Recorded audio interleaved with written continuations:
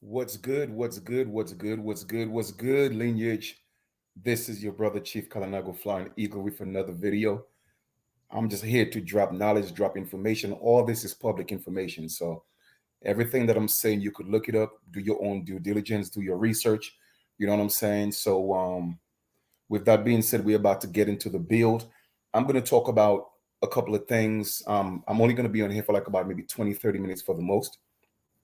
But anyway, I'm going to talk about the power of attorney. But before I talk about that, I'm going to talk to you guys about capitis, diminutio maxima, capitis diminutio minima, and so I'm going to explain what all this means because you have to find ways. Pardon me. You have to find ways to protect yourself in this concrete jungles. All right, you have to find ways to protect yourself in these concrete jungles. They say when you're in Rome, you do as the Romans do, right? There's a reason why they said that. Okay, they will not tell you exactly why they said that, but they said that because we are literally living in Rome. When I say we're living in Rome, I mean that we are living underneath a Roman system. Okay, we are living under a Roman system. We are being governed under a Roman system. So what we have to realize, all these feudal systems that they had, I'm talking about going way back, all the way to the first century, second century, all the way up to 1492. We are talking about all the feuds they had in Europe. Okay, those were feuds amongst families, relatives, all the kings and queens of Europe. Okay, they were related. All right, they were families. Okay, a bloodline that were fighting each other, and they happened to bring their beef into the Americas, and we got mixed up in all this mess. That's why we are where we are at today. You see what I'm saying? So I'm going to break down the power of attorney, but before I do, I'm going to talk about capitis, like I said, maxima, minima, and I'm going to break all of that down for you. Just going to show you ways to protect yourself. Now, my disclaimer: I'm not an attorney. I'm not practicing law. I'm just sharing knowledge, public information that's out there, but I'm giving you information to protect yourself and your family. And that's what it's all about. All right. Each one teach one. We got to look out for each other.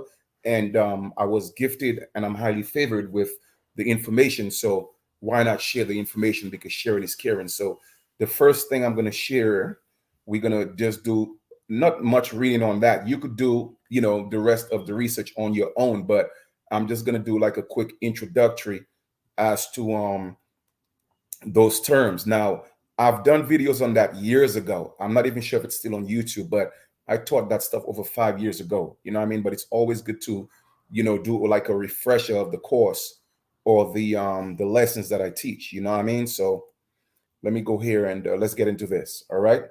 So once you get into all of this, you'll see why the system is the way it is. Okay. Now, all those names pretty much are a form of capitalization. Okay, your name in all caps. All right, so we have capitis diminutio or capitis diminuitio, which either way you spell it, is the same thing. Now, it's a term used in Roman law. Once again, we are being governed by Roman law. If you look at how things are and you look at the statutes, you look at the codes, all right, all those words, if you look at the etymology of the words, it goes back to Roman law. Okay.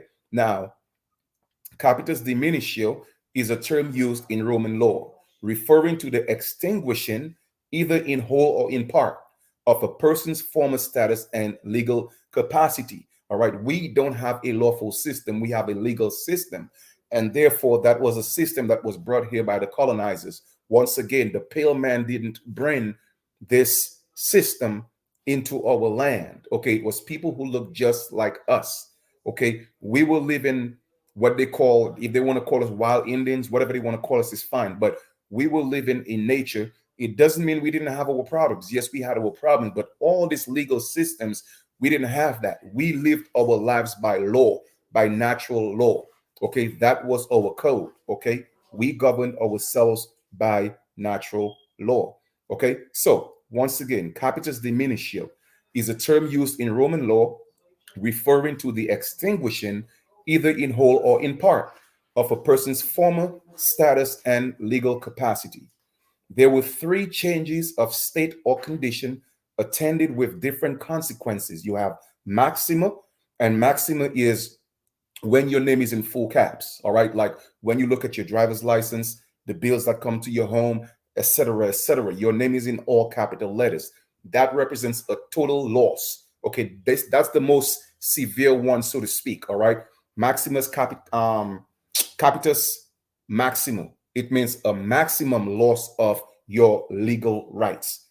Okay, so that's why, again, you have no rights because that is the status that you are under because you think the name in all caps is you. Okay, so because you claimed it, you acquiesce to the name in all caps.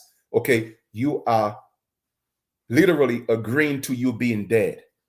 Okay, now when someone dies, okay, and they have a funeral and they take them to the graveyard, once they put them in the hole, once they cover the grave, they put what's called a capstone. Okay, dead people have caps.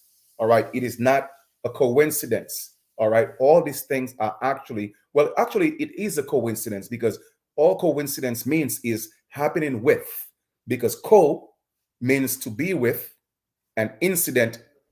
So as you can see, coincidence, to be with.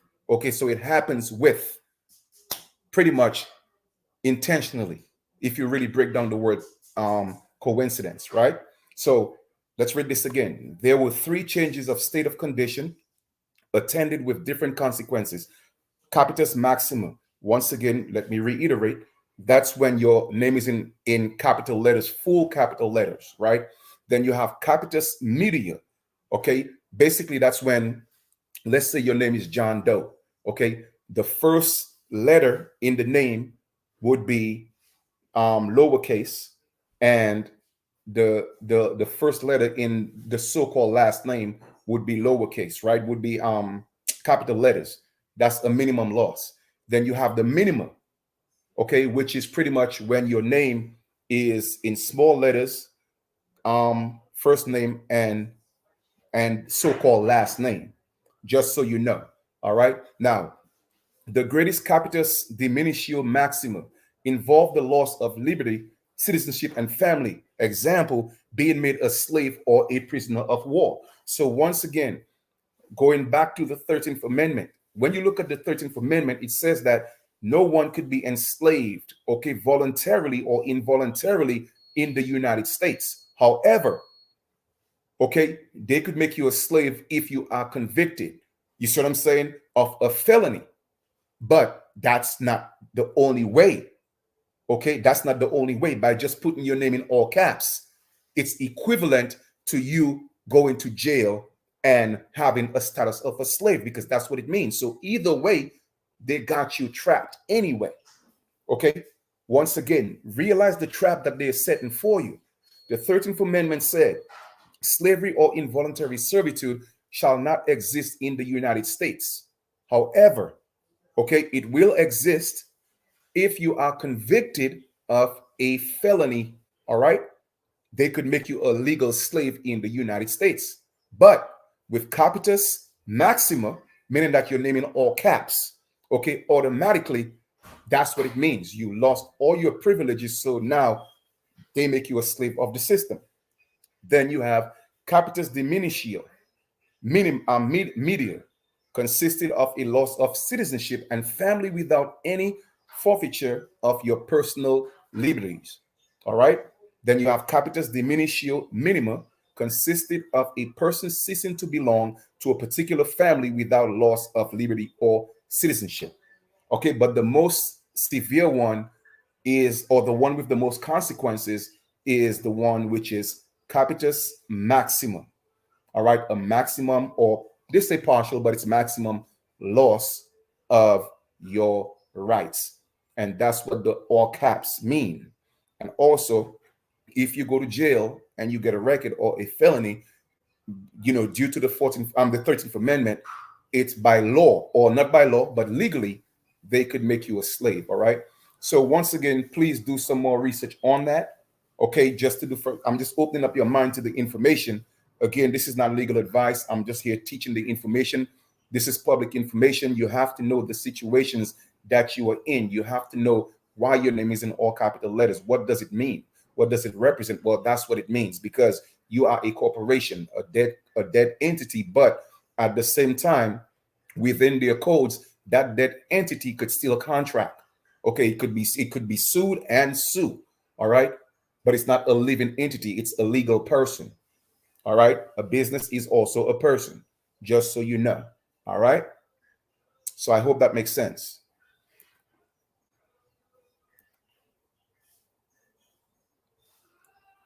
Okay, so if you guys get this part right here, do me a favor, drop some sevens in the chat. If you comprehend, what Capitis Maxima is, Capitis Media, and Capitis Minima. If you get a basic understanding of what that means, then drop some sevens in the chat real quick, and then I'll go to the power of attorney. You have to know all these things, okay? You have to know all these things, again, so you're able to protect yourself, or at least have an idea how to protect yourself. All right, cool. So let us go into power of attorneys. All right, let me go ahead and share my screen. Give me 1 second.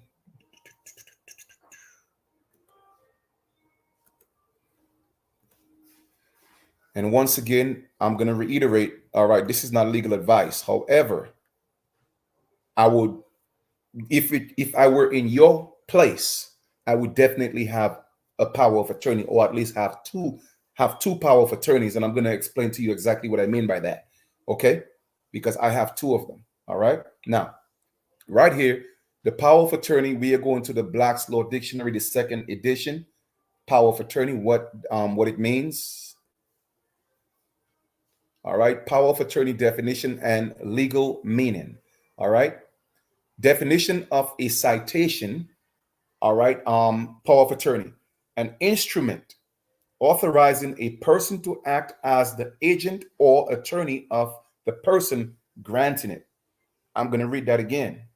An instrument authorizing a person to act as an agent. So you don't necessarily have to be an attorney to be a power of attorney to someone. Okay, you could just be the agent. All right, so let's read this again. An instrument authorizing a person to act as the agent or attorney of the person granting it. So there have to be a grantor. Somebody has to grant that power of attorney to the agent to handle their affairs in full or in part. Now, you could structure your power of attorney in the way that you want. Okay, there are a lot of templates online on Google, lots of templates. All right, what I would suggest, again, is not advice, but what I would suggest is getting one of the templates and modify it to your own liking. Now, once you get the template, it would behoove you to make sure you look at the different definitions, or legal, not just definitions, but legal definitions of the wording of that power of attorney. Your power of attorney should probably be one, or like I would say about 2 pages. Don't get the long extended ones and make it complicated. My power of attorney is 2 pages, literally. The first page with the information, and then the second page is where I go to the notary, or I grant the power of attorney, I sign, and then the other part I have to sign in front of a notary. Okay, so with that being said, let us read this again. A power of attorney, an instrument authorizing a person to act as an agent or attorney of a person granting it. Now, you may hear the term instrument, okay, and think, well, it's music. You see, you have to realize legalese sounds like English, but it is not English. In the legal world, okay, or in the legal society, English words are not English words. They are called legalese. It's a different language that they speak. And that's why a lot of people go into that world, okay? That's why a lot of people go into that world and they get caught up, because they don't understand the legalese. It's a whole different language. Y'all don't get this. And that's why they end up in jail. Like literally for simple things they could get away with, all right, or get a slap on the wrist, they get in trouble because they don't speak legalese. It's like going to China and representing yourself if you don't speak Chinese. When you go into that legal realm, okay, it's a different language that's called legalese, all right? And the truth of the matter is, the system cannot force you to be a part of the legal world. They cannot force you to learn legalese, all right? So you always have to be an idiot. And don't take this the wrong way. A lot of times, if I have to go before a court or I get any type of citation, I let them know that I'm an idiot. All right. And I'll show you the etymology of the word idiot. So don't think it's a disrespect. Okay. Being an idiot in that world is a compliment. And I'll explain what all that means. Okay. So let us look at instrument. Okay. What does instrument means? Instrument is not a guitar. In that world, it's not a guitar. Okay. It's not drums. Okay. It's not anything like that. An instrument is a written document, a formal or a legal document in writing, such as a contract, a deed, a will, a bond, or a lease. Okay. In that case, the power of attorney is a contract between the grantor and the grantee. Okay. That is a contract. So that's in legal realm or in legalese, an instrument is a written document, period. All right. It could be formal or legal document in writing. It has to be in writing. It cannot be verbal. Okay. In writing, such as a contract, a deed, a will, a bond, or a lease. Okay. So now you know all this. So, like I said, you could go on online, get a template, customize it to your own liking, and you could make it happen that way. Now, let me just break something down for you. Now that you know what the capitalization of your name is, the different breakdowns of that, and now you know what a power of attorney is. Let's go. Let me explain to you now exactly.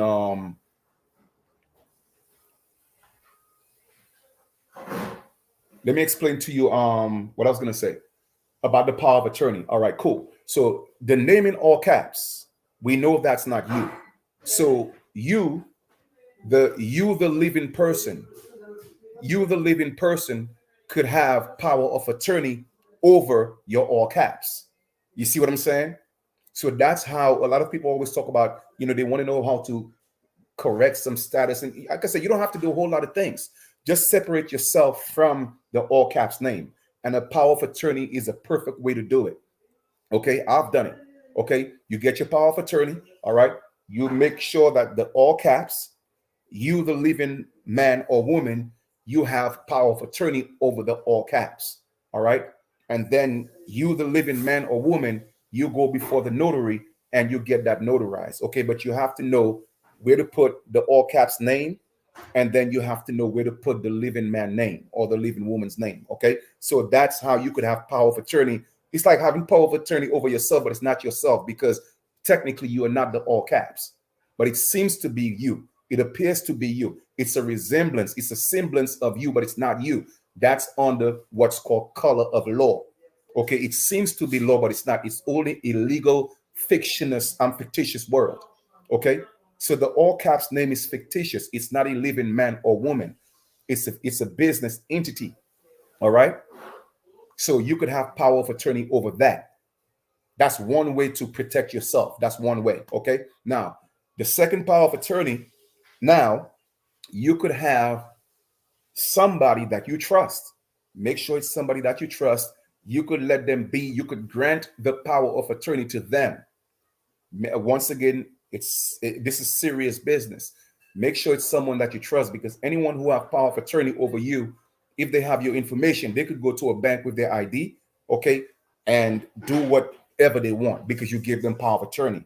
So make sure it's somebody that you trust. The reason why I would suggest it, again, not legal advice, but I would suggest you have somebody outside of yourself with power of attorney, just in case if you get into a situation and you are incapacitated and you cannot handle your own legal affairs. Like, take for instance, you get locked up and you cannot make a phone call or you can't do anything. Someone on the outside, they have power of attorney and they could handle legal documents for you. You see, a lot of people get caught up because they don't do stuff like that. So when they get jammed up, they have to sit in jail. The police or whoever don't want to give them a phone call. They cannot get bond. They can't do anything. and nobody could do anything. But with power of attorney, somebody on the outside, they have the full lawful and legal right to handle your affairs. So that, to me, again, in my opinion, okay, is the power of attorney. All right. But definitely the power of attorney over yourself, meaning that the caps, which is not you, all right, but the resemblance of you, I call it your fictitious twin. Okay. The power of attorney over the fictitious twin, definitely a must do. All right.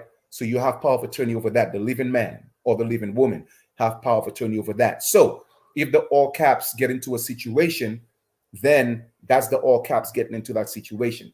All right. And then the living man or woman is the one coming to represent that or coming to handle the affairs of the all caps. Once again, I'm not giving you this information to go out there and while out. I'm just giving you the information so you're able to protect yourself. That's what I'm giving you the information for. By all means, you have to be honorable men and women, but at the same time, you have to learn to protect yourself. So I hope all this makes sense. So Truth was saying, if you get a chance and feel up to it, would you speak on state statutes? I already spoke about that earlier. Statutes are not laws. Okay, they are not laws. All that's exactly what they are, statutes. All right, they are codes, ordinances. All right, what you have to realize is whenever you have a society, there must be certain laws within that society. Okay, and those laws shouldn't put a man or a woman in a position where they feel threatened or their rights are being taken away. Okay, so regardless of whatever society that we live in, there must be laws. But as indigenous people of the Americas, we had natural laws. Okay, we had natural laws that we live by. Okay, natural laws until these colonizers came here and they brought statutes. We didn't have statutes and codes. That came down from Rome. And it was people who looked just like us who brought it here. It wasn't the pale man, just so y'all know. Okay, keep that in mind. Once again, I always tell y'all giving the pale man too much credit. Okay, that's why y'all cannot get reparations from the pale man, because the pale man wasn't the one who enslaved you. All he did was pick up the game from where they left off and then learn how to enslave you on paper instead of physically. He didn't enslave you physically. It was people who looked just like us. Plus, it was also a lot of our own ancestors. Okay, they learned the game of commerce in regards to statutes, codes, and all those slavery, merchant laws, admiralty laws. They learned all that from these people, and they started enforcing that on our people. A lot of our people were selling our own people. You know, facts over feelings. We just got to keep it 100. All right. So statutes, once again, statutes. There's nothing wrong in having statutes. Okay, as long as they do what they do, they do what they're supposed to. But once they start infringing on the rights of men and women, then it becomes a problem. Okay, it is really that simple. All right. So I tell people like this, and that's just me. You don't have to spend, your time trying to learn all the statutes. All right. Trust me, you'll drive yourself crazy. All right. All you have to know that you're a man and you're a woman, and that these people have to respect you. They work for you. You don't work for them. That's to me, that's the simplest thing that you could ever process. You feel me? That's the simplest thing you could ever process. The creation cannot control the create. I mean, the creation should not control the creator. That's crazy. Man created governments. You feel me? Governments didn't create men. Well, in a sense, they cannot create men. They create persons. They created persons. And you're walking around thinking that you are the person. You feel what I'm saying? You dig? So always remember that. Governments did not create men and women. They did not create people. They created persons. And you are not that legal person. Okay, that is only a commercial entity. And even more so, what makes it worse, it is merchant law, admiralty law, meaning that laws of the sea. You're not being governed by laws of the land. So it is all a trick. Okay, it is all a trick. So I hope that makes sense to you guys. Once again, if you hadn't heard of the term, Capitis Maxima, Capitis Media, if you haven't heard of that, then I broke that down exactly what all that means with the capital letters on your driver's license, your IDs, your bank statements, your bills, whatever the case may be. That's what it means. Okay, that came all the way down from Rome. So now you know what that means. All right. Then I taught you about the power of attorney. Okay, you could have two power of attorneys. One over the all caps. Okay, the all caps could grant power of attorney. The all caps could be the grantor. Okay, and grant you the power of attorney over it. But remember, you're still the one signing because you are responsible for that entity because you think it's you. All right. So that's the first power of attorney. The second one is somebody else outside of yourself that you trust, just in case you get into a legal jam and you're not able to make a call or write notices or affidavits, then somebody on the outside could handle that for you. Make sure the person is competent. Make sure the person is responsible. Make sure it's somebody that you could trust. All right. So I hope all this makes sense. Big up to my brother Creek Running Water. All right. So I appreciate you guys for being on this bill. Go ahead and share the information. Knowledge is power indeed, but it's the application of the knowledge that's really going to set you free. You could know how to work hard, but if you don't go to the gym and do the work, you're going to be fat as a pig.